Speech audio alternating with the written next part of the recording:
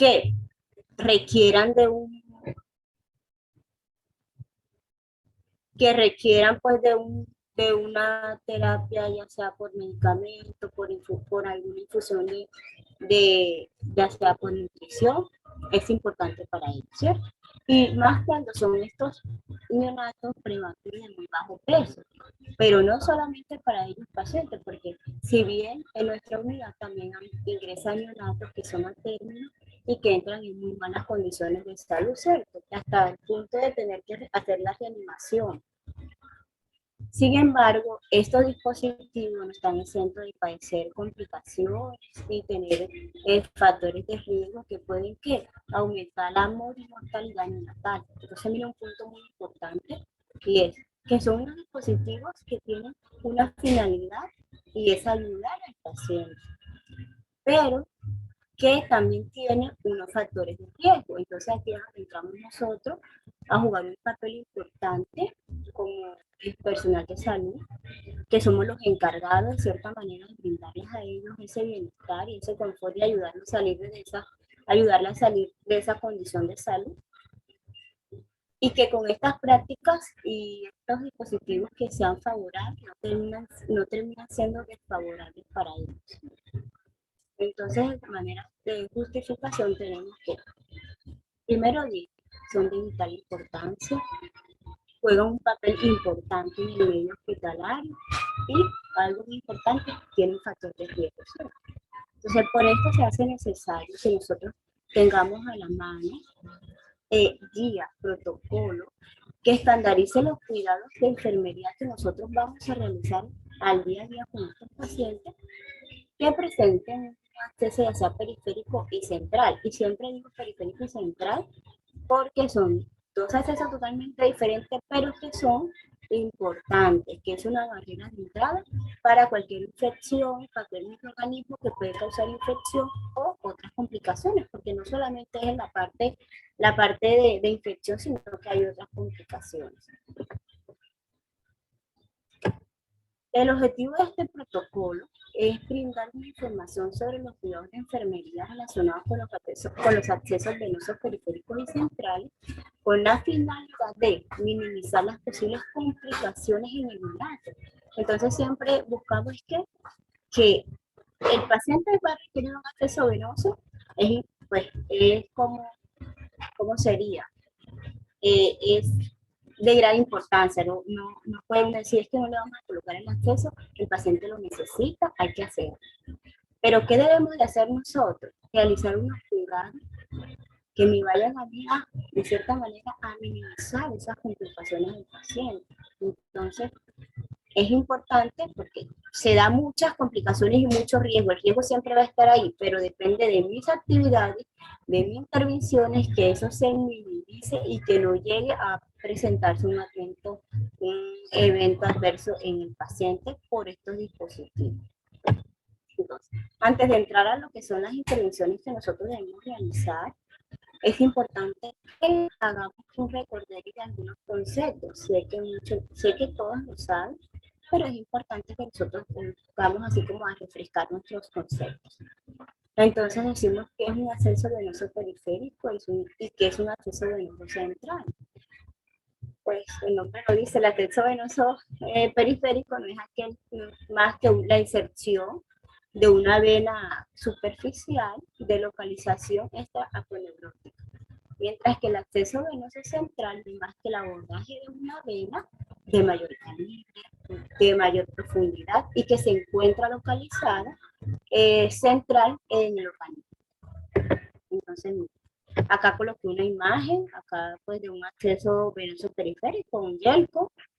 Acá coloqué un neonato pues con un catéter venoso central, pero de inserción periférica, que es el que nosotros colocamos, el famoso catéter epicutal.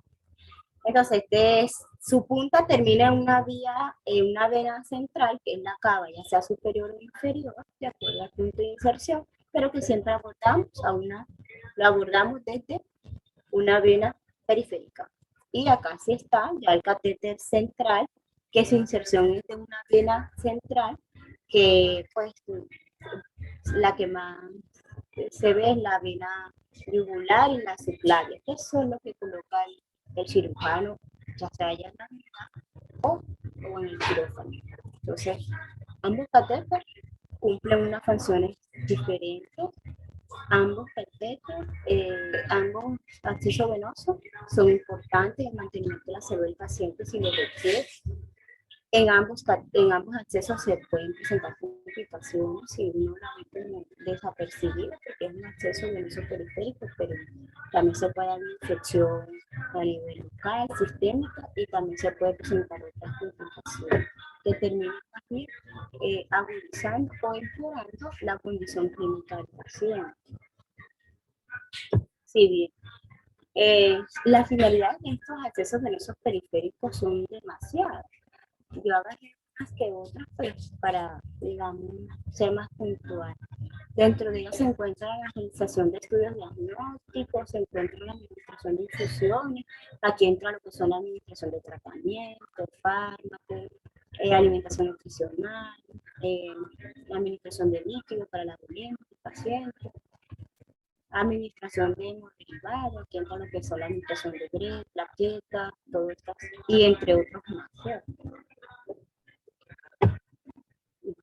Esto también, aparte de sus beneficios, tiene unas complicaciones, que es donde entramos nosotros a jugar un papel importante en estas complicaciones, que están ahí, pero que se pueden prevenir. Es muy importante que se pueden prevenir.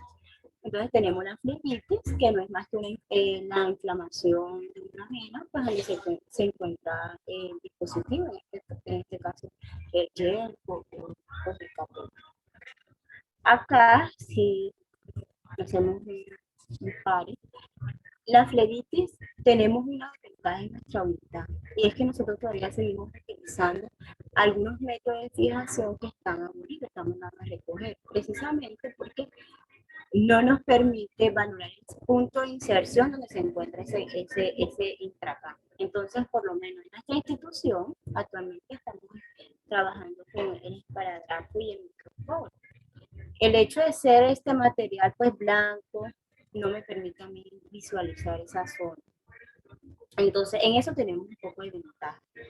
Dios mediante estaremos pues trabajando para ver si cambiamos este tipo de fijación para los accesos venosos periféricos. Dios quiera y se nos dé la oportunidad por lo menos de ser prueba piloto en la unidad de neonato y nos faciliten estos otros métodos, porque es transparente, permite vigilar más ese punto que sea preventivo, porque la flebitis se presenta en nuestra unidad, solo que muchas veces, y eso sí, ser muy honesto, y de pronto eso uno falla, y es que a veces uno no hace los reportes, ¿cierto? Entonces pasó la flebitis, vaya, canalizamos algo, y no hacemos el neonato, y no hacemos los reportes, pero en nuestra unidad se presenta la flebitis. Entonces, cuando ya miramos, cuando ya está en el miembro, se extiende más la flebitis, pues ya sí no se puede hacer nada. Pero si tuviéramos otro tipo de fijación y obviamente hiciéramos la vigilancia del mismo, podríamos evitar más la flebitis en nuestros neonatos que ingresan a la unidad. Tenemos las embolias, que no son más que trombos que se desprenden por el torrente y de acuerdo al sitio al órgano que afecta, pues puede tener embolia pulmonar, los catéteres digamos, pueden ocasionar esto, más cuando nosotros a veces utilizamos el uso que si el catéter se me obstruyó, entonces voy a dar una jeringa y paso. Muchas veces no es así. Hay que tener mucho cuidado con esto cuando ocurren estas situaciones, porque a veces agarramos las jeringas inadecuadas, porque a veces buscamos la jeringa la más pequeña, la de 3cc, y resulta que pasa que esta jeringa, entre mayor sea tienen mayor presión, entonces hay que tener mucho cuidado. La jeringa que más deberíamos utilizar en este caso es la jeringa N10 para la permeabilidad de estos catéteres. Entonces, ese es un punto que debe tener en cuenta. La extravasación que se presenta, además que a veces, pues, a mí personalmente me sucedió con un paciente muy prematuro, el catéter no se rompió, sino que hubo extravasación de la IPT. ¿Qué pasa? Que aquí se rompe el vaso y este líquido pues se va a infiltrar a los otros tejidos, o sea, esto es por fuera del vaso y esto es lo que entra. Entonces, edema miembro, puede generar hasta gangrena, porque muchas veces estos líquidos que se le pasa con el glutamato terminan siendo muy nocivos y terminan a veces quemando al paciente. Entonces se presentó ese evento, una extravasación de un catéter que me presentó a mí.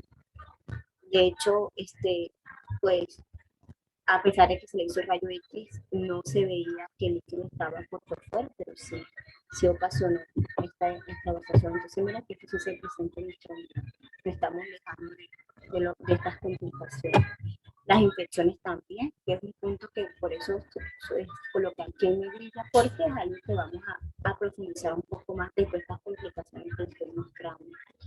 El neumotórax, que también se presenta, tenemos con ese catéter, pues va al pulmón y genera que haya una perforación del mismo y pues también daño.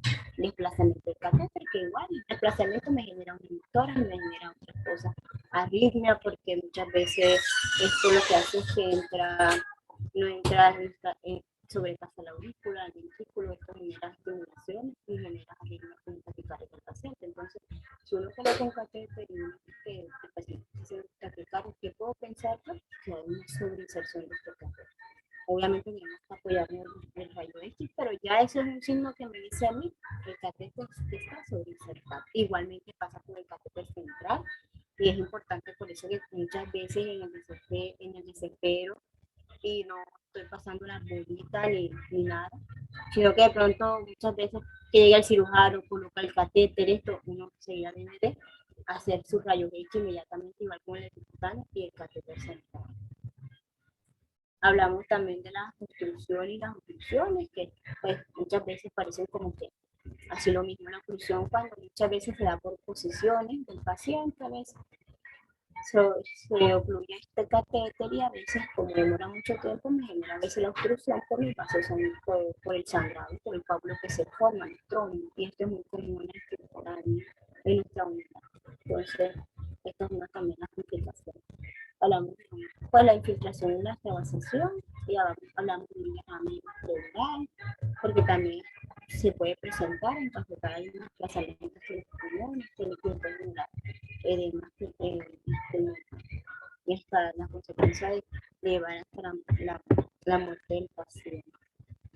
Pasamos con el de la infección, porque me parece que es importante y se presenta mucho también en la unidad, aunque uno a veces lo desconoce.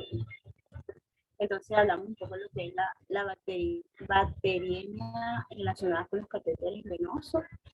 Diferentes y muchos estudios han demostrado que las infecciones nosocomiales se relacionan mucho con la inserción de estos dispositivos.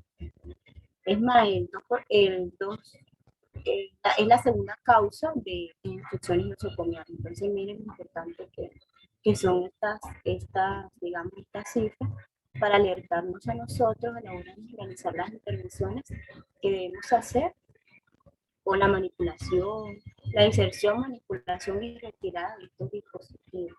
Entonces los catéteres vasculares son una fuente potencial de complicaciones, como lo he venido diciendo en el transcurso de la charla, y también, como lo he dicho, son prevenibles.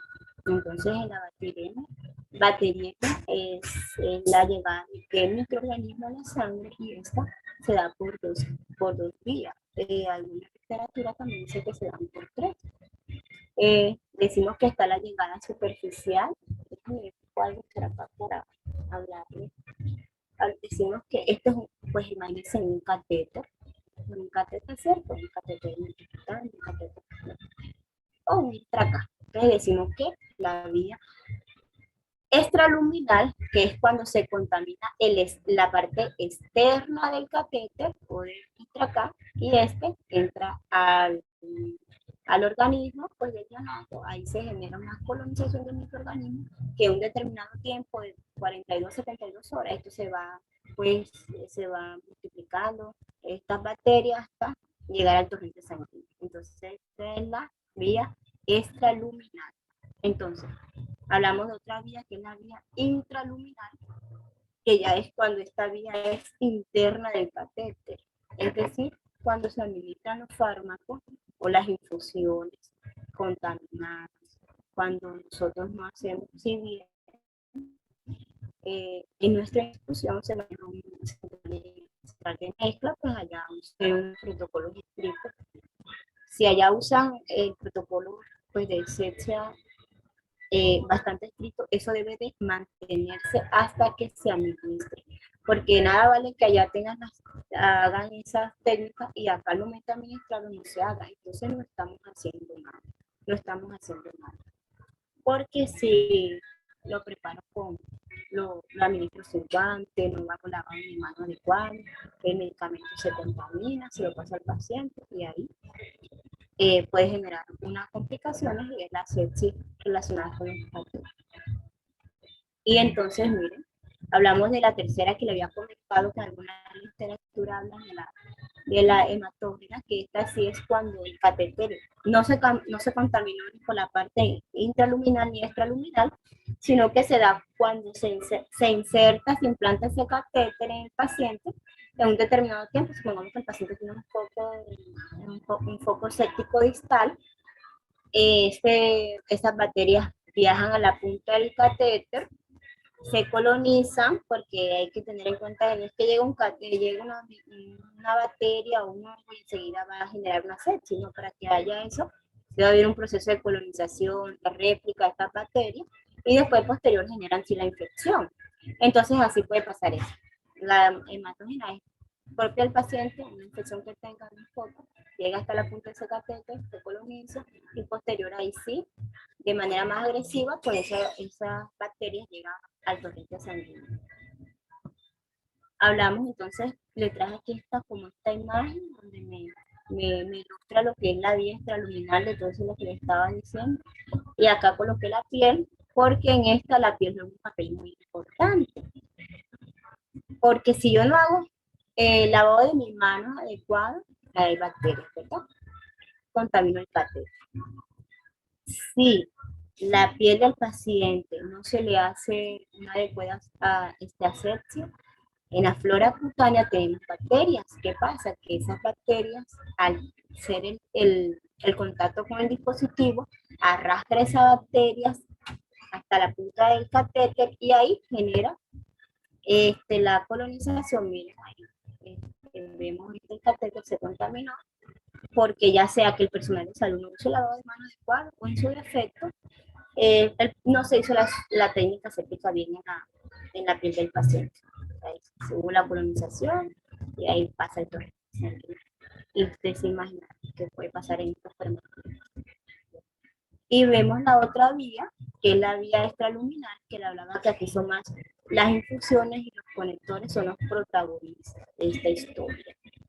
Vemos que a la hora de administrar los medicamentos, pasa directamente, ahí pasa lo moradito en la bacteria, o sea, el líquido que le está pasando está contaminado. Miren, pasa directamente al vaso sanguíneo y miren, sé lo que es.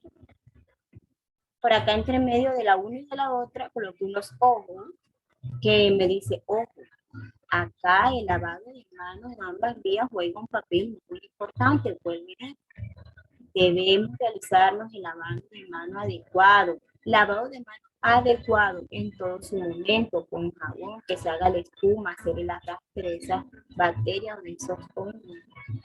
Y también la del paciente, la técnica séptica. Acá los patitos también juegan un papel importante a la hora de la visita, por eso tengo que ser muy cuidadoso y meticuloso y muy celoso con el lavado de manos en los papitos, porque también ellos llegan y hacen parte del proceso, ¿verdad? Entonces, al momento de estar, de agarrar al paciente, de tocar esa línea, esa zona, con las manos sucias también, pues pueden aumentar mucho más el riesgo de estas infecciones.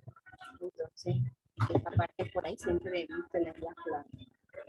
Que el uso de guantes no me sirve a mí de lavar, porque si yo tengo la mano sucia y utilizo un guante, ¿qué estamos haciendo? No, porque estamos contaminando el guante. Del momento de yo agarrar el guante ya se contamina.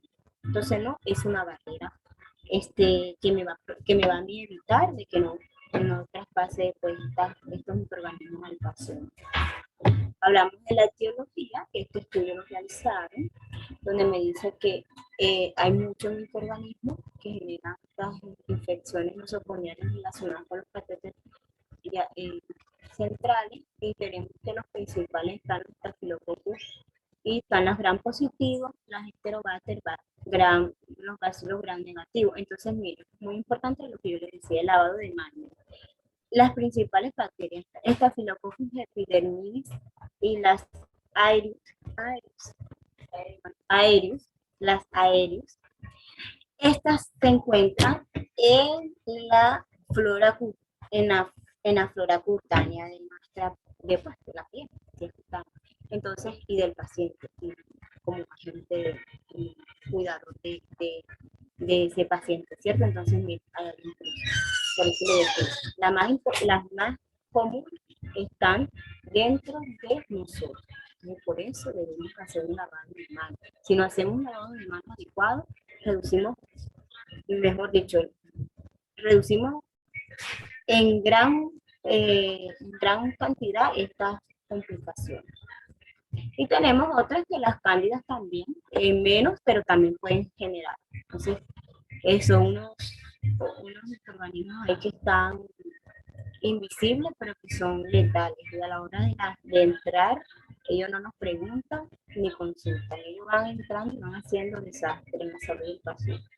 Entonces, hay pacientes que no hemos encontrado que tienen foco séptico, que ya están recuperados, que ya, y entonces de un momento a otro el paciente es irritable, cambia de color, y el paciente con su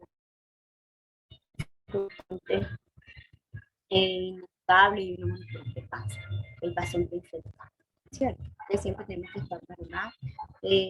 Reflexionando, cómo estoy haciendo las cosas, las estoy haciendo adecuadas, cuando estoy solo, porque siempre digo, tú no eres lo que eres cuando estás con el coordinador, cuando estás con el pediatra, cuando estás con el enfermero, o viceversa. Viceversa es cómo eres tú cuando te encuentras con el paciente a solas. Estoy haciendo las cosas bien, pero que yo lo hago por que me vean que me estoy, no, lo hago porque me toca, porque es mi deber moral, porque es mi compromiso con alguien que necesita de mis cuidados. Entonces, pasamos al otro punto, que son los factores de riesgo. Y los factores de riesgo están, pero que se pueden presentar las complicaciones depende mucho de nosotros. Entonces, entre los factores de riesgo, hay cosas que no se pueden modificar, como el peso cuando uno ingresa a un prematurito, eso no puede modificar, ¿verdad?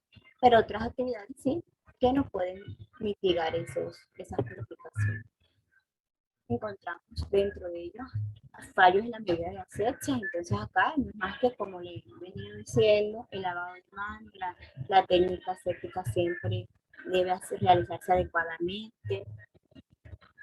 No utilizo barras de protección como una pata, muchas veces hasta debemos utilizar gafas, gorro, porque el cabello es un medio de contaminación, ¿cierto?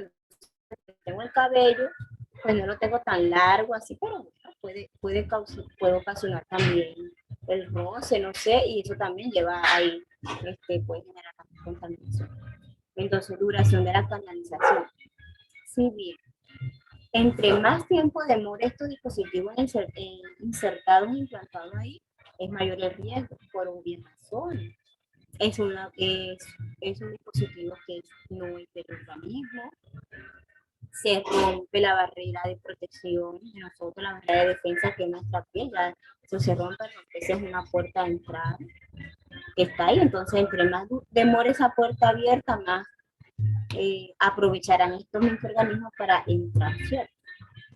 Hablamos de la inserción, pues algunas zonas del organismo anatómicamente la hacen más contaminada que las otras, pues la parte inferior es más contaminada que las otras partes superiores. Administración de nutrición parenteral, y aquí hablamos un poco de lo que son las NPT, la nutrición parenteral, que se utiliza mucho. Entonces acá, entre comillas, los líquidos, estos son un caldo, eso, o sea, en los lípidos, por lo menos los hongos, las bacterias, para ellos el líquido es como un caldo más, son más propensas a contaminarse por los líquidos. sea, les gusta más como una torta de chocolate, póngala así para Adelina, claro. Pues para la que no le gusta, no sé, o un postre de helado. Entonces imagínense que los líquidos para las bacterias, para los hongos, para los hongos, es así, un postre. Entonces, si nosotros dejamos por lo menos las NPT que se deben cambiar el equipo, o sea, la NPT por eso se debe cambiar cada 24 horas, no debería pasar de 24 horas, ya aumenta más el riesgo. Su equipo también debe ser cambiado. Lo ideal es que se cambie al mismo tiempo de cambiarse a la NPT, pero en nuestra institución se cambia cada 48 horas. Sin embargo, las llaves y las extensiones se cambian 72 horas. Entonces aquí entramos. Si yo cambio el equipo cada 42 horas, pero la extensión la cambio a las 72 horas, o sea, no estoy haciendo nada. Porque igual ahí sigue contaminada y eso se contamina porque es igual, es como una extensión. Esta no está contaminada, pero la que va directo al paciente sí está contaminada. Entonces, ahí estamos haciendo nada. Entonces, esa parte del protocolo tenemos que mirar y reestructurar esos cambios de extensiones con relación a la nutrición parenteral. En los pacientes que están recibiendo, obviamente, la nutrición, en los que tienen su vía periférica, pues no es necesario.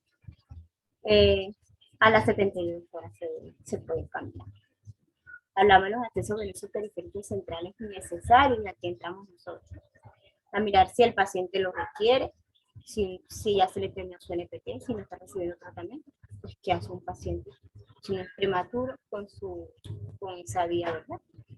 Acá en el caso de nosotros también puntualizar mucho y enfatizar cuando nosotros colocamos el catéter venoso central, pues el epicutáneo nosotros no retiramos la vía, no se debe, hasta que se le haga su rayos X y se compruebe que está en el punto de inserción adecuado, ¿verdad?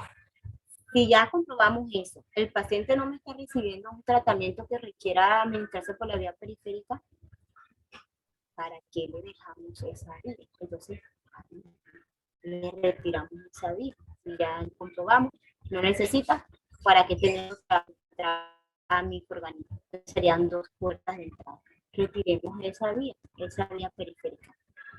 Y muchas veces, honestamente, no lo hacemos. Sí deberíamos hacerlo.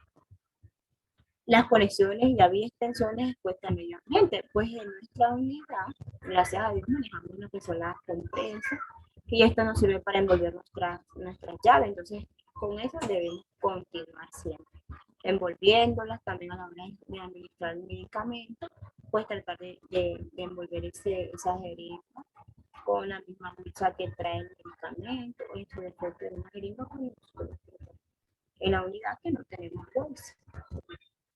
La manipulación de las vías venosas sin guantes estériles, es lo que yo le decía, el lavado de manos y el uso de guantes estériles para hacer la manipulación, como la curación, como la administración del medicamento y pues similar, valorar la permeabilidad y otras cosas, todo lo que tenga que ver con la relación de esos accesos, lo ideal.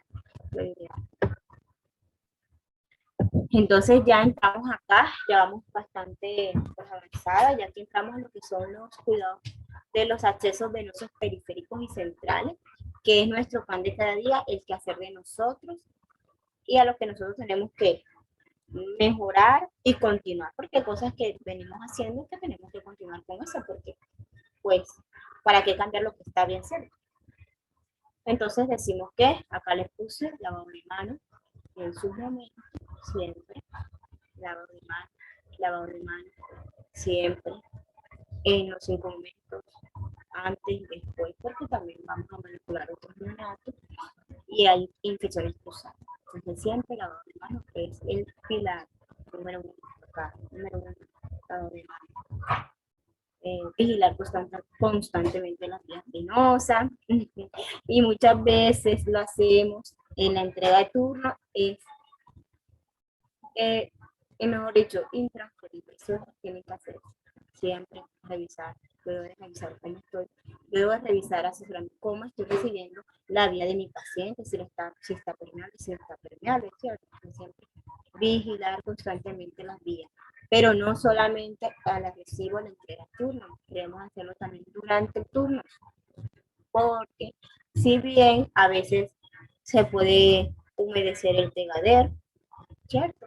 Se puede rodar, se puede sobreinsertar, y si nosotros vigilamos, podemos pues prevenir una complicación. Si nosotros vigilamos, se retorna el catéter, nos damos cuenta a tiempo, podemos salvar ese catéter. En el caso, me pasó, me pasó en estos días con Gilles, la prematurita extrema, que el catéter se había retornado porque las llaves se partió. No solamente se pasa, se lo pasa mucho en la unidad, porque las hemos tenido inconvenientes con las llaves, veces se nos parten con mucho regular, siempre se nos están partiendo. Entonces eso hace que el catéter, pero como a veces lo envolvemos con la compresa, muchas veces no nos damos cuenta de eso, porque la gota es mínima realmente, pero una goterita rebosa un vaso, ¿cierto? Así pasa. Pasó así. La gotita me retornó el catéter. Cuando me fui a dar cuenta, gracias a Dios que la NPT huele bien feo y eso uno pasa con el paciente y ya le pega el olor a la NPT y dice, uy, algo está pasando acá. Pues, gracias a Dios que la NPT huele feo en ese sentido. Y a mí me ha salvado mucho el olor de la NPT. Entonces fui al paciente, catéter retornado. Dije, Dios mío, ¿qué hago? Esta chiquitina bastante complicadita y que se les retorne este catéter. Mira, lo importante que es tener una vía a estos pacientes y entonces que se le dañe o su efecto que esa obstrucción de ese catéter me genere un trombo y una pues afortunadamente aquí logré salvar ese catéter. Igual me le digo, utilizar siempre la jeringa número 10 en este caso. Igual en el caso de él me tocó utilizar una de menor porque la verdad que ese catéter no se podía dañar por ser un paciente que no requería nuevamente someterlo a ese proceso de estrés, de pullarlo, de someterlo quizás hasta de pronto no hubiese podido pasar el catéter nuevamente, sino tenía que verlo mandar a pasar un catéter central, y eso Dios lo libre. Hablamos ahora del tiempo de permanencia de los accesos venosos y pues acá hablamos que la duración, ya habíamos dicho, que chiquitina por ahí se nos incluyó Derly, María naciéndola. Bueno, entonces hablamos acá del tiempo. Los catéteres central se aumenta su riesgo a partir del 21 día de instauración. Es decir, que a partir del 21 hasta los 30 días, el catéter, después de esos días, después del 21 para allá, me aumenta más el riesgo de sepsis relacionado con los catéteres. Porque de cierta manera ese bilumen, ese material con que es hecho el catéter, algunos que son como más dulces para la bacterias y los hongos que otros, pero por lo menos el epicutáneo después de los 30 días debe hacerse el cambio de eso. Ahora hay que mirar si el paciente, pues si le va a suspender la NPT, si el paciente pues, lo que más necesita no está recibiendo neotrópico, se le retira su catéter y eso es lo que se busca por el día a día. Más que todo que el paciente en lo posible es retirarle su catéter. Y en los accesos venosos periféricos están los huecos, que es más como el con teflón, pero ese teflón también es bastante dulce para la bacteria. Por eso se hace necesario que los accesos venosos periféricos sean cambiados a las 72 horas. Debemos hacerlo por las horas, pues que pase esas 72 las horas de la noche y dejar ya pues entregar el paciente con su vía. Hablamos de los guantes estériles, ya toqué esa parte por allá, pero el mensaje vuelve y digo, los guantes estériles no me sirven de no lavarme las manos. Entonces siempre debo de lavarme las manos para evitar, digamos, de cierta manera, contaminación. Uso de guantes encima de higiene de manos, fijar con los apósitos adecuados. Del micropro de los espaladrapos, que esperemos y eso pues se pueda cambiar ahí en la Y hablamos pues del Tegader, que es el que utilizamos ya sea en el central o en el epicutáneo. Utilizamos el Tegader, pues este sí nos facilita visualizar el punto de inserción porque es transparente. Pero debemos, en lo posible, cuando vayamos a bañar, no mojar ese Tegader, no mojar esa zona, porque es que si la humedecemos, ahí también al humedecer esa zona la hace más propensa a que haya bacterias, a que haya humo. Entonces, no debemos tratar, no se debe mojar esa zona, no humedecer. Fija, pues ponerle su fecha de cambio, hacer cambio del apósito. Allá se hace cada 8 días, pero una vez de la inserción, a las 24 horas se hace la curación y se hace cambio ese apósito. Acá entro y hago un paréntesis, pero es que no es decir cada 8 días, pero yo veo el tegader que está sucio de sangre o de otras secreciones corporales, o yo no voy a esperar los 8 días para hacer cambio de ese apósito, yo tengo que hacerlo en estudio, lo hago, notifico, hice cambio, nosotros lo hacemos eh, cuando está, pues que se va a desprender, que está manejado. Muchas veces no lo hacemos, ¿verdad? Entonces hay que hacerlo cuando sea necesario. Los 8 días sí, pero si se requiere antes, hay que hacerlo antes. Hablamos también de y vigilar esa zona, con esa fijación, siempre tratar pues, de mantenerla limpia, porque no puede estar esa zona contaminada para que evite menos la entrada de estos microorganismos. Hablamos del uso de las heridas adecuadas, hablamos que entre mayor sea el número de las heridas, es decir, que sea 10, es menor el riesgo, digamos, de presión en el paciente y que se desprenda algún trombo o en su defecto se rompa el catéter por tanta presión que se desarrolla en el paciente. Entonces, aparte de ahí, cubrir los conectores, hablamos, esto va mucho con las envolturas que le hacemos con las compresas, seguir con eso. Medicar por lo menos pacientes que, ya lo dije, que se cambia también las conexiones, se cambian cada 72 horas. Es algo que se me escape, con los cuidados. Pues ok, sí. Y eso que ya me lo habían dicho. Limpieza de la zona de punto de inserción con los catéteres. Algunos estudios han demostrado que la clorexidina es el mejor antiséptico para hacer la limpieza, la asepsia, porque el alcohol muchas veces no es tan, digamos, no, no es tan, o sea, no es tan, ¿cómo es la palabra adecuada? No es tan, no es tan, no es tan antiséptico como la clorexidina.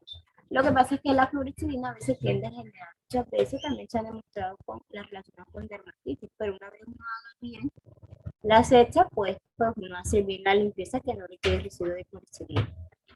Y también el alcohol, el catéter epicutáneo, el material con que es hecho el catéter epicutáneo, no se debe tener contacto con alcohol, porque si tiene contacto con alcohol y esto tiende a dañar ese material.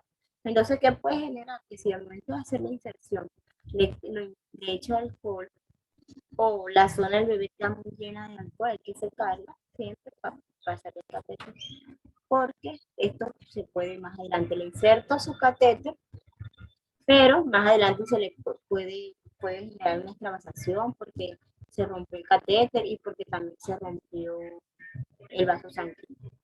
¿Okay? Entonces, bueno, yo ya he terminado mi socialización, no siendo más, ya, muchas gracias.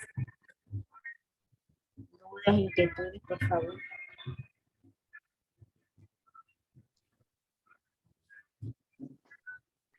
Jefe, deje de compartir pantalla.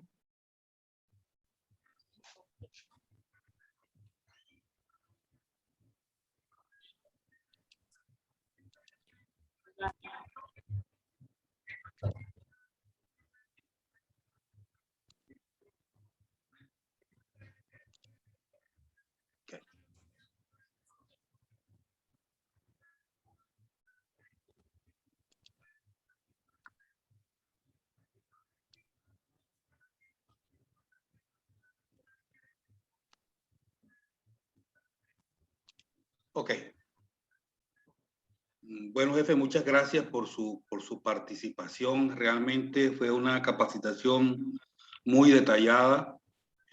Aprendí mucho en el día de hoy. Y espero que las personas que se dieron la oportunidad de estar acá asistiendo a su capacitación, todos pongamos en práctica estos conceptos que usted emitió en el día de hoy. Hay algo muy importante y es una frase que usted dijo, o sea, ¿quién eres tú? O sea, ¿quién eres tú cuando estás enfrente del paciente? Usted no tiene que aparentarle a nadie, ni que cuando está el pediatra X, está el pediatra Y, está mi amiga no sé quién cita, está la terapista no sé quién, de que yo hago. O sea, usted no tiene que mostrar que usted hace. O sea, lo importante es quién eres tú. ¿Quién eres tú cuando estás manipulando al paciente?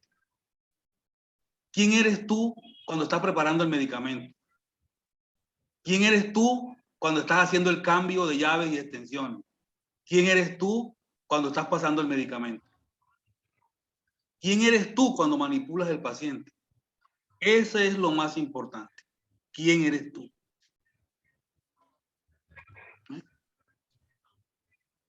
Como usted dijo, hay ciertos factores de riesgo que no son modificables. O sea, y en neonatología, uno de los factores de riesgo importantes en todas las patologías es el peso y la edad gestacional. Eso nosotros no lo podemos modificar, pero sí podemos modificar la asepsia. Sí podemos modificar el que nosotros hagamos un lavado de manos adecuado. Como usted bien lo dijo, o sea, lavado de manos. Y yo veo muchas personas ahí y a veces se molestan cuando les digo, oye, ¿por qué vas a revisar al paciente si no te has lavado la mano? ¿Por qué vas a revisar al paciente si estás hablando con el celular? O sea, echarse glicerina o alcohol glicerinado en las manos no exime que eso no es una buena asepsia. Entonces tú no tienes que pasar de incubadora a otra incubadora con alcohol glicerinado, tú tienes que lavarte las manos. Entonces cuando están recibiendo los pacientes, yo sé que todo el mundo tiene deseos de hacer las cosas rápido, pero ojo. O sea, tú no puedes recibir un paciente, echarte alcohol glicerinado y recibir el otro paciente. Echarte alcohol glicerinado y recibir otro paciente. Echar alcohol glicerinado y recibir otro paciente. No, hay que lavarse las manos. Y lavarse las manos con todos los pasos ahí. No es echarse agua y jabón. Es lavarse las manos con todos los pasos que están estipulados. Mire, hay un trabajo bien lindo que yo leí hace como unos 14 años. Y es un trabajo que hicieron en Estados Unidos, en una unidad, porque se creía que las personas que entraban a la unidad tenían que entrar pulcras, vestidas, con tapaboca, gorro, batas. Hicieron un trabajo con los residentes de diferentes etnias, hindúes, japoneses, africanos, Estados de Norteamérica y de América Latina, que entraran a la unidad como quisieran entrar, como ellos normalmente se visten. ¿Y qué demostró ese estudio? Que la ropa no interesa. Tú puedes entrar a la unidad con lo que tienes, pero lo importante, lo que modificó, lo que mostró ese estudio, es que el lavado de manos disminuye los procesos infecciosos. Es lo único que ha demostrado que ha disminuido la incidencia de procesos infecciosos. Entonces nosotros tenemos que tener énfasis, hacer énfasis en ese factor que si es modificable por nosotros. Otras cosas modificables, esos cambios de llaves, extensiones, eso hay que evaluarlo para poder tener una mejor evolución. Si el catéter está pitando es por algo. No dejen que ese catéter pite demasiado, Dios mío. Si el catéter pita, algo está pasando. Hay que revisar todo el circuito. A mí me pasa mucho cuando voy a hacer endoscopia. Si hay algo que está mal conectado, el equipo no prende. Tengo que apagar y volver y revisar desde la cantidad de agua que le meto, le coloco para la aspiración, todo el circuito hasta que encuentro la falla. Entonces, si el catéter pita, Dios mío, tenemos que ponerle atención. Porque siempre nos pasa con los pacientes más complicados. El paciente asfixiado, el paciente prematuro extremo, el que tiene la enterocolitis, el que se está muriendo, el catéter se dañó. Entonces, Dios mío, hay que poner atención. Dios mío, la incubadora está pitando el día entero. Algo pasa, oye, revisa el sensor. Mira las alarmas. Para eso son las alarmas. Revisemos. Está sobrecalentado, cambiemos, hagamos. El sensor está pitando, algo le pasa. Pero no nos hagamos de los oídos sordos. No nos hagamos de los oídos sordos.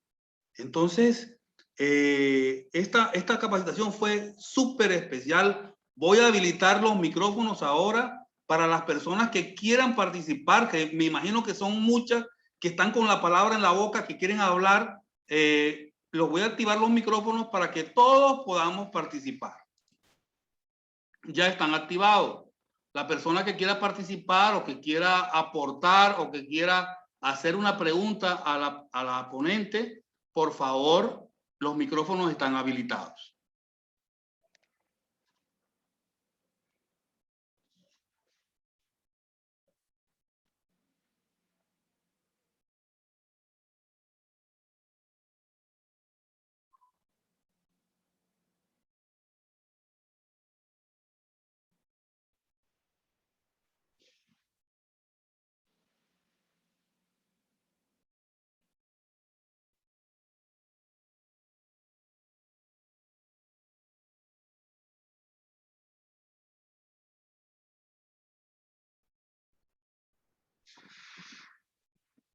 No hablen todas al mismo tiempo porque no se puede. Al mismo tiempo todos no pueden hablar.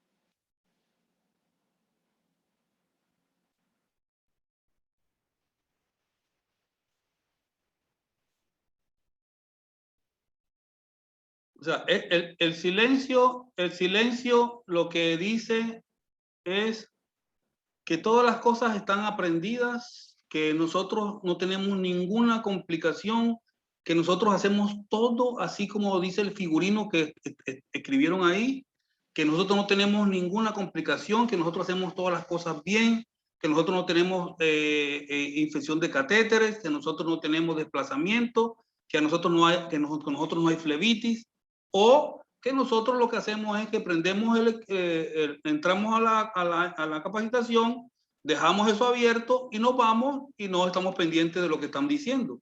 Porque no me cabe en la cabeza que no hay una pregunta, que no hay una acotación.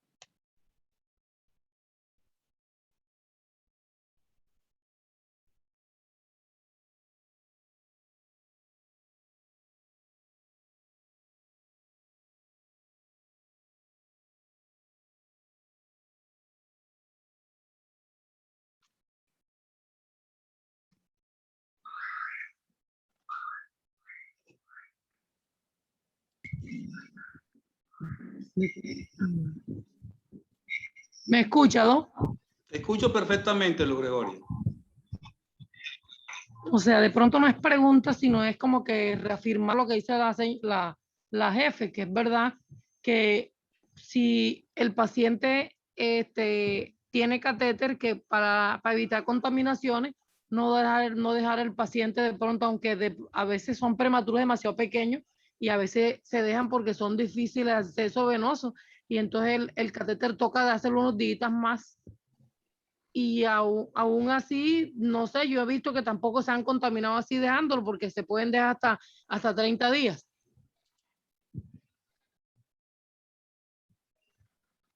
Perfecto. Y que sí, a veces, ¿verdad?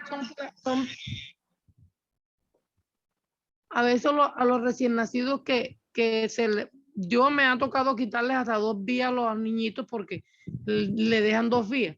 Entonces, como dice ella, tenemos que estar más pendientes de, por lo menos, que si vemos el paciente que tiene catéter y tiene 2 vías, o sea, ¿qué hace con tantas vías? Quitársela, al menos que se le deje una y la más reciente, porque yo he visto pacientes que han tenido, además del catéter, 2 vías diferentes. Perfecto, Luz Gregoria, es importante tu anotación. Hay veces que las personas las pediatras, las jefes, ya tiene 21 días el catéter, sí, pero si el paciente nos faltan 2 días, nos faltan 3 días de completar el antibiótico, o ya en 2 días ya la nutrición parenteral es suficiente para que nosotros quitemos la vía. O sea, no se justifica porque ya tiene 21 días, nosotros quitemos el catéter epicutáneo para exponer ese paciente a nuevas punciones, a que se disminuya la hemoglobina por la punción, por el sangrado, cuando nos faltan 2 o 3 días para que el catéter se vaya a retirar. Lorena, tú tienes la mano levantada, puedes hablar.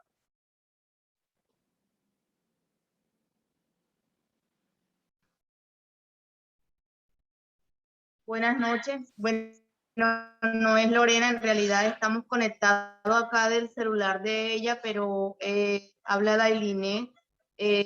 Bueno, jefe, excelente su exposición. De verdad que los conceptos muy claros, muchas cosas para tener en cuenta. Es cierto cuando usted dice que muchas veces llegamos al turno, bueno, revisamos pues la vía de los pacientes, lo que es los catéteres y todo eso, pero hay que estar alerta porque son 12 horas de turno, hay que estar alerta para estar vigilantes, para que no se presente pues ningún evento adverso. No es solamente llegar y ya dejar como que el paciente ahí con el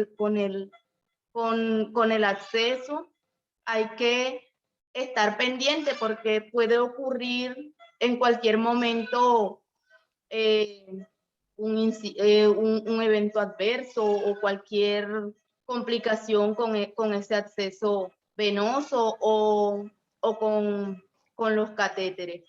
De verdad que excelente su presentación, jefe. Eso era todo lo que tenía que decir. Muchas gracias.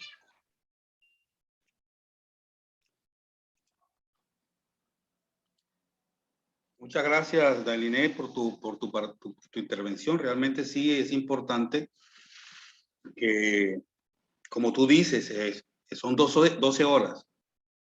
12 horas que nosotros tenemos que estar atentos porque cuando tenemos un turno orientado o planeado, tenemos que llegar con la mejor disposición y preparados para el turno. O sea, yo no puedo pretender salir de mi casa y preguntar cuántos pacientes hay en básico, 2, pero en el turno pueden llegar 3, 4, 5 y 6. Entonces uno no tiene que irse preparado, tiene que ir preparado a trabajar, a que tú vas a exponerte con un grupo de pacientes. O sea, si tú encuentras 2 y solamente son 2, bueno, gloria a Dios, son 2. Pero si llegan 3 y 4, o sea, y la actitud de la persona no puede cambiar. O sea, ¿por qué me van a meter otro? No, o sea, nosotros nos programamos el turno nocturno a trabajar, pero no podemos estar mentalizados en que vamos a tener 2 o decir, ay señor, ojalá no llegue nada, que no llegue nada, porque es que la ley de la atracción, cuando tú dices no llegue nada, te va a llegar. ¿Ya? Y tenemos que estar, o sea, algo que yo les digo, miren,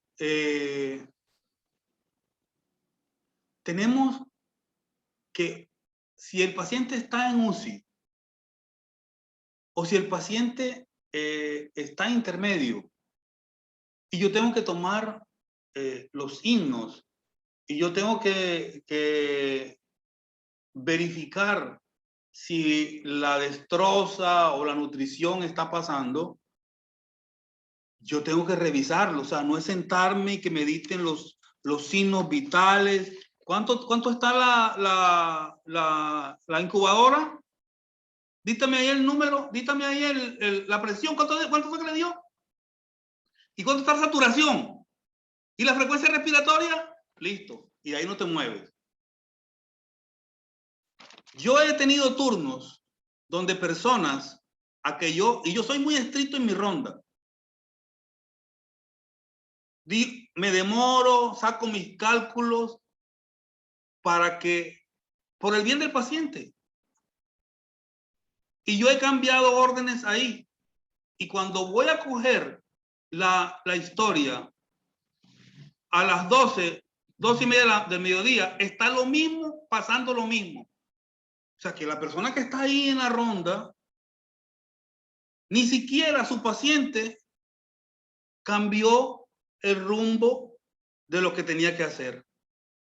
Entonces, ¿dónde estaba? O sea, si la ronda es para tú tener los 5 sentidos colocados, no solamente en tu paciente, sino en los otros. Y en la noche peor.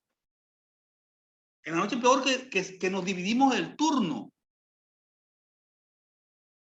Que tenemos que conocer la importancia de los otros pacientes. Entonces, excelente la capacitación de hoy. Aprendí, como digo, vuelvo y digo, aprendí mucho. Y yo espero que las cosas que se dijeron hoy, para eso estamos haciendo un protocolo que ya está bastante adelantado, se comiencen a implementar. Pero lo importante es que aquí esto no quede en letra muerta no, en palabras muertas.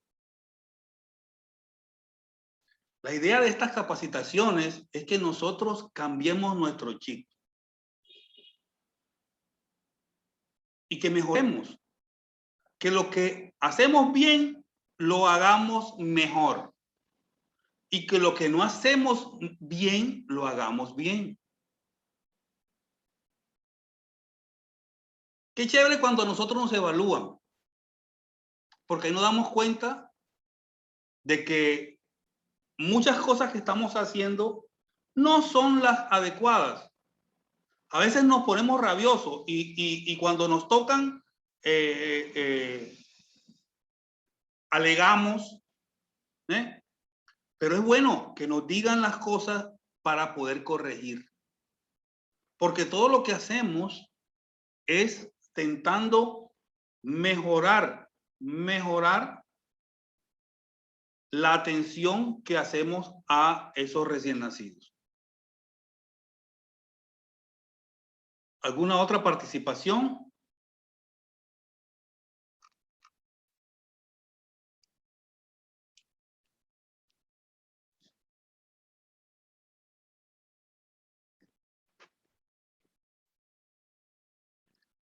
Bueno, jefa Adelina, ahora su cámara para despedirnos.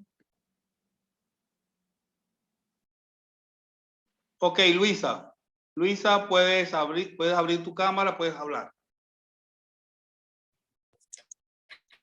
Buenas noches. Yo no voy a hablar tanto como de las venas y todo eso, sino que como se dijo, el lavado de manos es muy importante y el uso de guantes también es muy importante.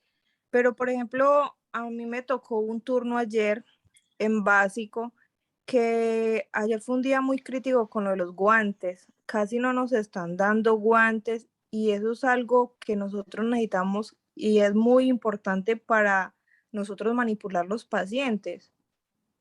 Entonces, a veces también uno quiere proteger las venas y proteger el paciente, pero si uno a veces no tiene los insumos, a veces, ¿cómo se hace? Perfecto, yo le respondo. Nosotros tenemos que aprender a vivir en la abundancia y en la escasez. Esa es la ley de la vida. Si la vida fuera todo siempre plana, realmente no fuera vida. Cuando teníamos la abundancia pasaba igual. Guantes desperdiciados. Y hoy quiero que se pongan la mano en el pecho y lo digan, porque yo lo puedo decir. Guantes desperdiciados. Utilizábamos cosas que no debíamos hacer. Y manejábamos los pacientes de igual forma. Hoy que no hay, entre comillas, hoy nos quejamos. Porque entonces no tenemos para hacer. Pero fíjense, se recogieron una serie de guantes estériles antes de anoche. Y no encontramos un guante. Utilicemos los guantes estériles para lo que necesitamos hacer estéril. Hay 2 jefes solamente aquí. Bueno, el otro jefe debe estar conectado ahí con las otras personas que están en la unidad. Pero ¿qué hay que hacer, jefes, cuando ustedes lleguen a la unidad temprano? Bueno, espérenme. hola. ¿Qué deben hacer cuando ustedes lleguen a la unidad en la mañana? Deben sacar la cuenta de lo que se van a gastar.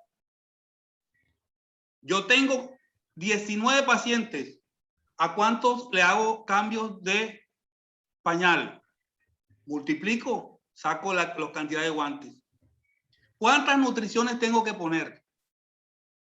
¿Cuántas sondas tengo que poner? Tienen que hacer un inventario de lo que tienen y lo que necesitan. ¿Y en quién se van a apoyar? En el pediatra que está de turno. El pediatra debe llamar a la persona encargada de entregar esto para que lo pueda conseguir. Pero eso hay que hacerlo luego se llegue al turno. No es que cuando vamos a poner la nutrición, ¡ay, no hay guantes estériles! Vamos a salir a buscarlo. Y tienen que tener una gabela de pacientes, porque pacientes se quita la sonda, hay que pasar sonda vesical, entonces hay que tener una gabela. Entonces, ese ejercicio tienen que hacerlo todos los días. Todos los días. Y cuando hagan el pedido, tienen que programarse para poder hacerlo.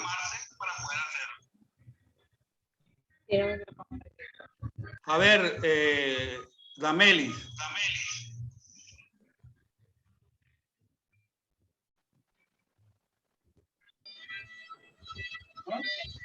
Buenas noches, doctor. Soy Yanina, sino que estamos conectados aquí en conjunto. Ok.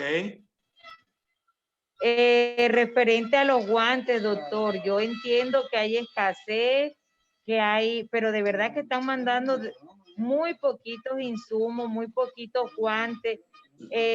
Nos ha tocado muchas veces manipular a los pacientes hasta con las manos porque no se consiguen, los jefes van a otros servicios a pedir, no hay muchas veces. Yo pienso que la cantidad de guantes siempre es relativo, porque así hagan una cuenta, bueno, como usted decía, hay que pedir una gabela, pero así haga usted una cuenta, usted no sabe cuántas veces se van a sacar un paciente la sonda, o cuándo van a rotar un paciente.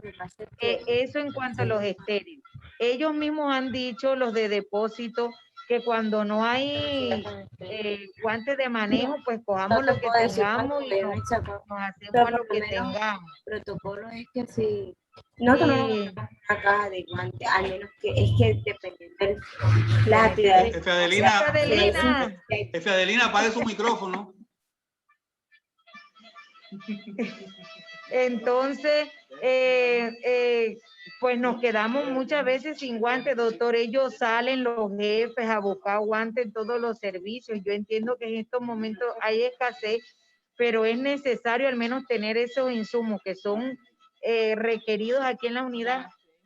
Hay que mantenerlos, pues la clínica tendrá que hacer un esfuerzo Y ese era mi aporte. No, Yanina, no, yo quiero decir algo. Yanina, te contesto. Yo quiero hablar. Un minuto.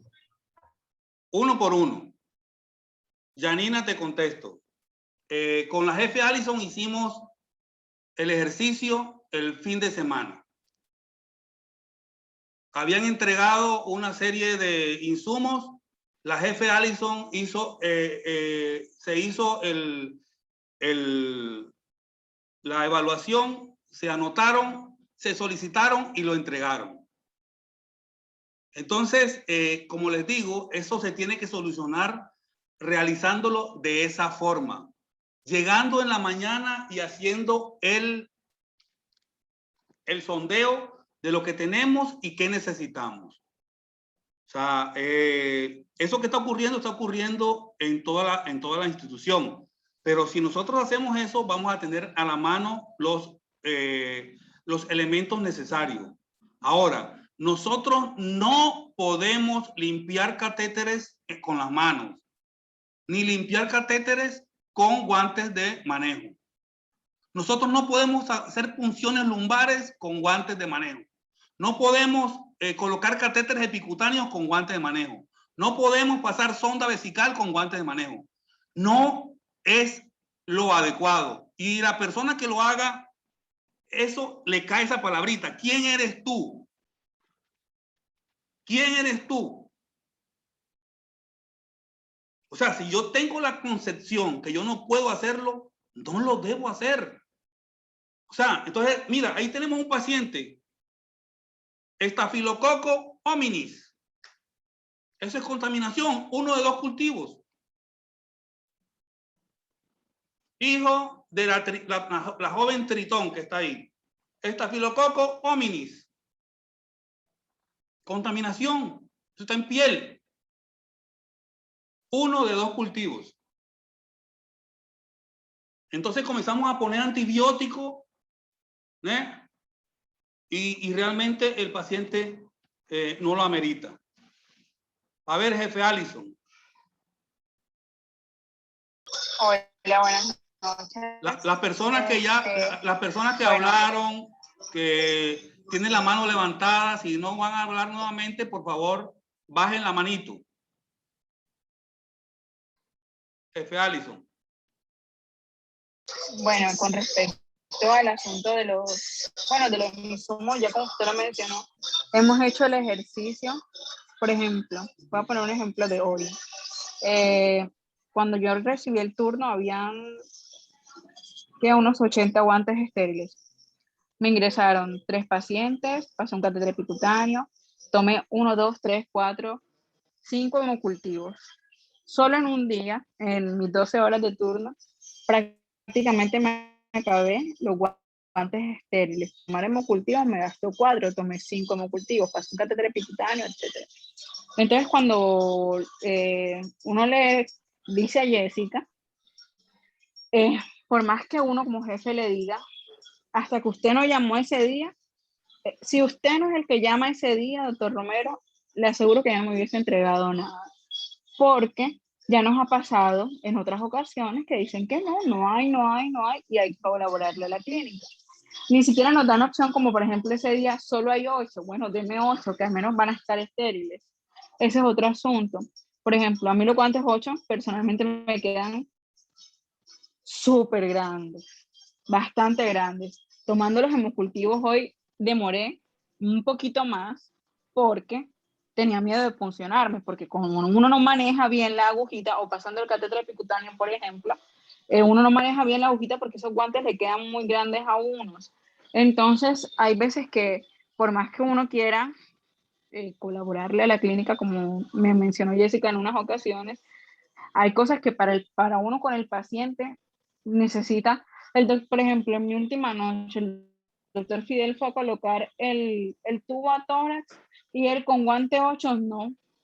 Tocó revolcar en quirófano, buscar en quirófano para ver si tenían una talla 7, porque él es 6,5. Él cómo iba a colocar el tubo a tórax con un guante 8 con el que él no puede pues manipular bien las pincitas, no sé qué, o sea, es incómodo. Entonces, de verdad que eso de los insumos yo siento que nos está afectando bastante. Y Con respecto a la exposición de Adelina, muy bien. Yo tenía una inquietud con respecto a lo que ella mencionaba de cambiar los dispositivos.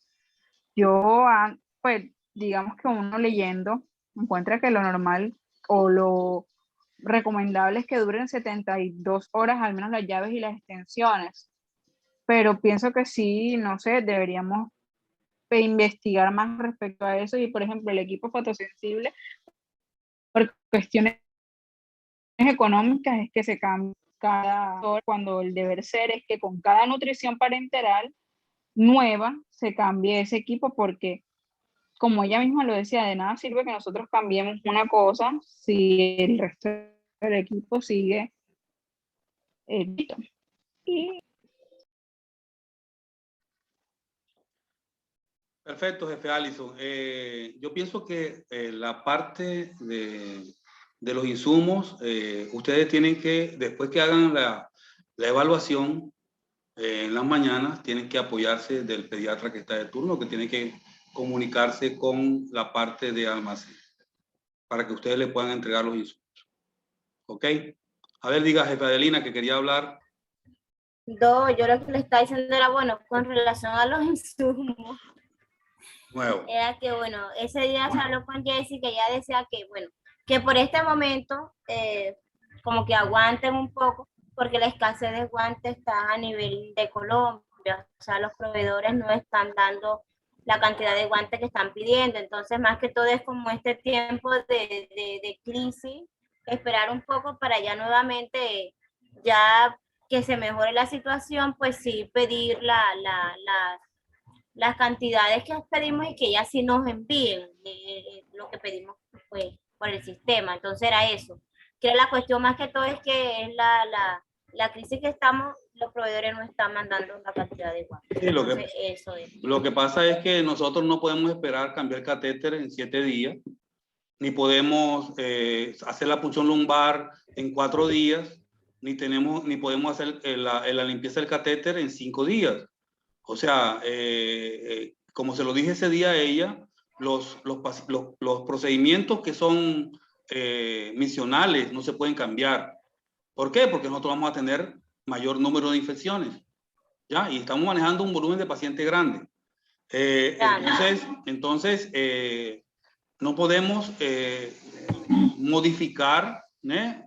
Y eso no es ninguna ayuda a la clínica. Eso, la clínica tiene que asumir el costo, por decirlo así, de realizar los procedimientos de la forma adecuada. Entonces, vuelvo y repito, deben hacer esa evaluación al llegar al turno, apoyarse del pediatra que está de turno, que debe solucionar hablando con almacén para que les puedan entregar los insumos que necesitan. Ok. Bueno. Luz Gregoria, ¿quiere hablar? Tiene la palabra. Sí. No. Respecto a los guantes. Vuelve, o sea, nuevamente. Sí, lo que pasa es que respecto a los guantes grandes, esta vez llevaron 8.5 y el doctor, incluso el doctor como que el doctor Ortiz casi se puya haciendo una punción lumbar de un bebecito de allá de básico. Ya le está viejo, te tiene que puyar, no ve. Sí, convencido. A mí se me hace muy difícil también canalizar con esos guantes. Le voy a conseguir un guante 8.5 para que usted funcione. Yo se los voy a conseguir para ver cómo maneja, cómo le va a usted. Pero ¿cómo hacemos si eso es lo que tenemos? Por eso, lo que yo estoy diciendo que no es fácil trabajar con ellos. Toca porque ni modo, pero que no es fácil porque mire que él casi se puya. No, pero no y pongas no es por a Ortiz. Los viejos, es por el tamaño del guante. No pongas a Ortiz porque él está viejo. Bueno. Bueno, gracias. A ver, jefe Allison. no, yo no iba a decir más nada. Ajá, bueno. Bueno, gracias por su participación. Realmente pienso que las personas que estuvieron acá en el día de hoy, las que no pudieron asistir, se perdieron de una capacitación espectacular. O sea, aprendí mucho. en el día de hoy. Y lo más importante, y que me imagino que la jefa Adelina y yo vamos a estar contentos de que realmente lo que se dijo hoy se pueda aplicar. De que a partir de hoy no más revisión de pacientes con alcohol glicerinado. De que a partir de hoy no más revisión de pacientes con celular en el cuello y agarrándolo. Que no más a partir de hoy con audífonos puestos, con el celular y manipulando pacientes. O sea, yo pienso que tenemos el modificar pequeñas cosas. O sea, cuando modificamos pequeñas cosas, tenemos grandes cambios. Las pequeñas cosas son los que hacen las grandes cosas. Entonces, creo que modificando estas pequeñas cositas vamos a tener mejores resultados. Como ustedes saben, acabaron de llegar 3 ventiladores, 2 ventiladores convencionales y un ventilador con doble función, convencional y de alta frecuencia. Con solo esto, les estoy diciendo que tenemos que estudiar. Qué rico. Tenemos que estudiar porque vamos a tener pacientes más complicados. La clínica, al adquirir el ventilador de alta frecuencia, lo va a poner al servicio de otras empresas. Y vamos a recibir remisiones de pacientes que necesiten alta frecuencia. Entonces, la complejidad de los pacientes va a ser mayor. Y si la complejidad es mayor, nosotros tenemos que prepararnos. Entonces, tenemos que prepararnos para recibir pacientes complicados y pacientes que necesiten ventilación de alta frecuencia. Que el Dios los bendiga, que tengan una feliz noche y de nuevo, muchas gracias, jefe, por su capacitación. Hasta luego. Gracias, doctor. Amén. Jefe de Lina. Dime, Lugre, no estabas en turno. Yo no estaba en turno, felicitaciones. Gracias. Y eso de los 3 ventiladores que vienen me gusta porque vamos a tener adrenalina. Ay, Dios mío, lo que no te gusta, Adrenalina. Lugre, lo que no te gusta. Va a tener adrenalina, Lina.